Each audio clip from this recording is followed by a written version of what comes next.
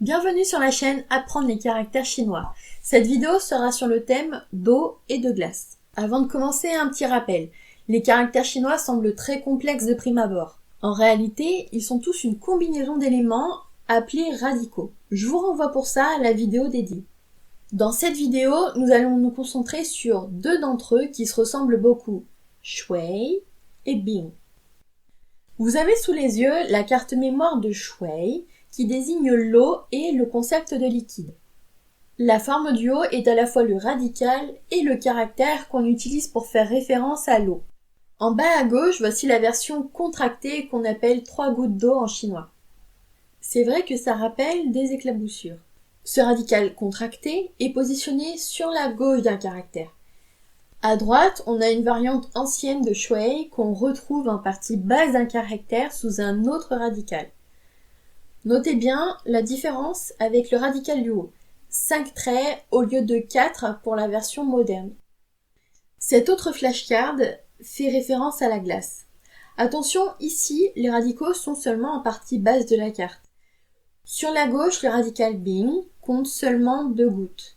Pour vous en rappeler, dites-vous que l'eau qui gèle fait moins d'éclaboussures que l'eau liquide. À droite, on a une version plus rare du radical.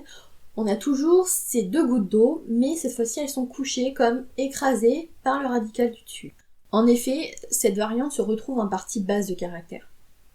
Pour finir, en partie haute, on a cette fois le caractère, toujours nommé Bing, qui désigne la glace. Il est constitué du radical de gouttes d'eau à gauche, pour la glace, et du radical Shui, de l'eau à droite. Au passage, on note que les deux caractères en haut, Shui et Bing, se ressemblent beaucoup. De même, les radicaux sous forme contractée, en bas, comptent respectivement 3 et 2 gouttes. Alors soyez attentifs. Pour vous aider à vous souvenir de toutes ces formes variées, on va passer un peu à la pratique et vous entraîner à les reconnaître avec un premier paysage sur le thème de l'eau. Donc pour commencer, la forme la plus courante. On retrouve le grand radical Shui dans l'eau bien sûr, mais aussi dans le fruit. L'aquarelle qui est à base d'eau, et le cristal qui est transparent, comme de l'eau bien sûr.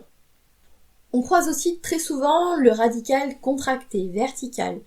Ces 3 gouttes qu'on retrouve dans le jus de fruits, l'alcool, le vin, des étendues d'eau telles que les lacs, les mers, les rivières, mais aussi les activités liées à l'eau comme le fait de laver, de pêcher ou encore de nager.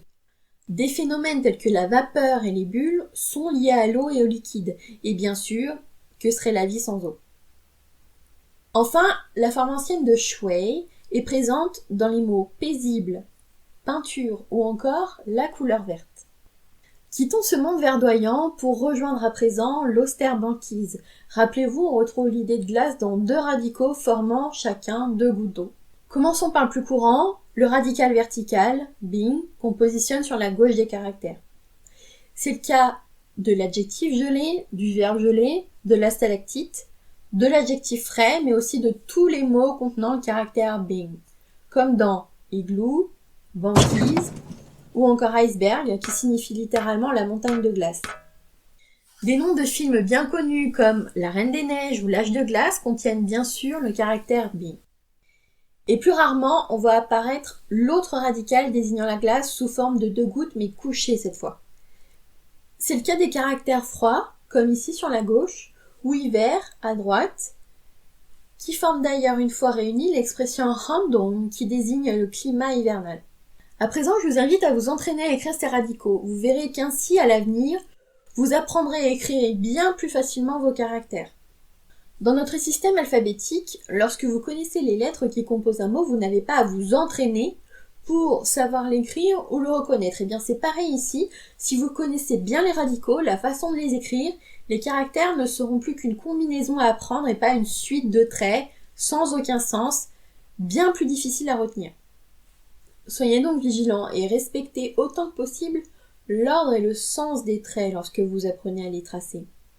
Sinon, on pourrait ne pas comprendre ce que vous avez écrit. Retrouvez ici les 12 mots du HSK 1 et 2 qui contiennent ces radicaux. Pour conclure, connaissez-vous le festival des sculptures sur glace et neige de Harbin? Harbin est une ville au nord de la Chine et chaque année depuis 1963 sont construites de magnifiques et imposantes œuvres de glace éclairées en couleurs. Un lieu magique, n'est-ce pas?